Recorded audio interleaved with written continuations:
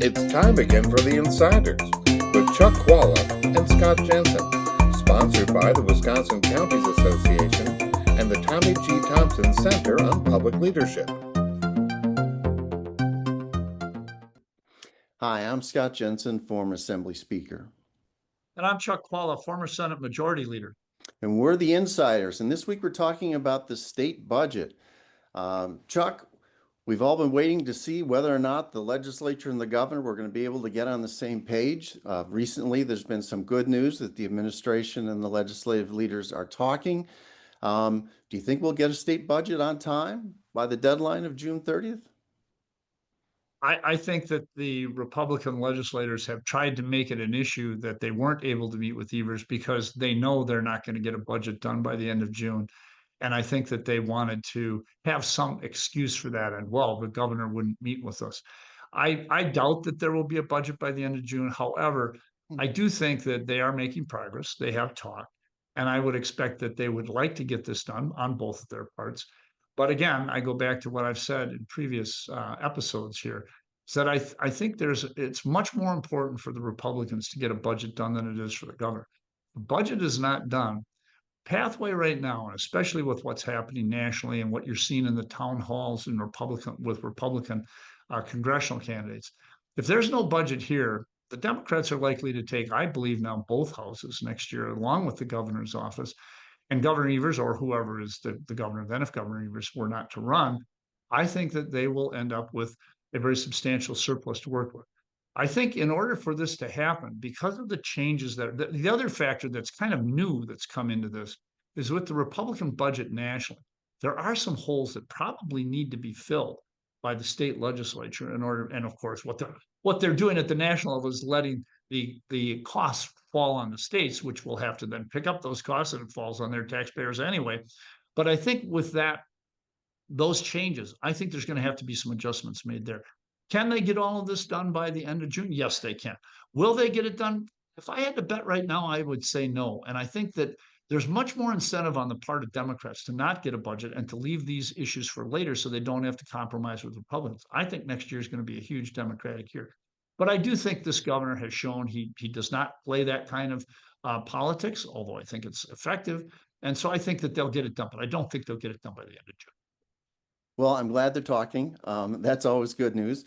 I would say this, the math keeps getting worse like every week on this budget, right? The new revenue estimates show the state's not going to be, it's going to have revenue growth, but not quite as robust as we initially thought it was going to be. The economy is up and down, up and down. Stop watching the stock market, you might get queasy.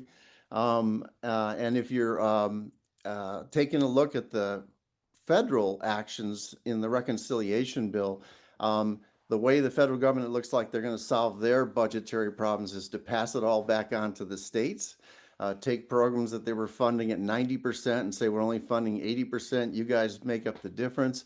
That's all making this budget harder and harder. They would be smart to get it done. And I think they also have to all scale back their expectations here. The governor wanted to dramatically increase spending. My goodness, it was like almost 20% increase over the 2 years of this budget, more than the surplus we had. So we had to raise taxes by $2 billion. The Republicans want to take the state surplus and give as much of it back to the voters as possible, and yet it's not as big as it was just the last time they talked about it, because the revenues are getting tighter and tighter, and now the federal government is poking holes in the state budget. My guess is when we're done, everybody's going to get maybe a quarter of a loaf or a third of a loaf. The Medicaid costs alone eat up 3/4 of the growth in state revenues at this point.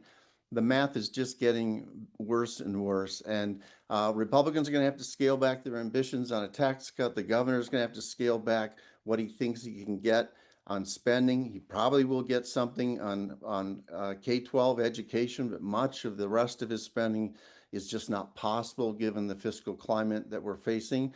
And I will say this, that I think they should get it done by June 30th. It only gets worse if they leave it out there longer than that. But I think in the end, Republicans and Democrats will get on the same page. And part of that will not only be that they passed a budget, but that they are all pointing the finger at the feds for any of the cuts that happen here in Wisconsin, because the federal actions will all take place after the state budget has happened, I think. I don't think they're going to get the reconciliation package done till after June 30th, more likely to be August. And the federal budget is September, October. The feds will be the ones who get tagged, I think, by both Republicans and Democrats in Wisconsin for any spending cuts that we see here in the state. I think that analysis is not what far off, but I think Democrats have to remember, and I think they will, and this is what might snag this. They have to realize that this is their only chance with the major surplus to get the kinds of investments that they want made in, for example, childcare and K-12 education. They're not going to get this done if they go along with some compromise that spends the rest of the surplus, whatever remains, with the Republicans. So I think Democrats are going to have to look at, do we really believe in these things? Because even if they were to take both houses and have the governor's office after the next election, can they really afford to raise taxes on people in order to do childcare and things? No. So this is the time to get it. So if there's anybody who should be hanging tougher on this budget, in my view, it would be the Democrats, because the future looks like Democrat control, and the only money that's going to be available is available in this budget. That's an interesting dynamic for them to have.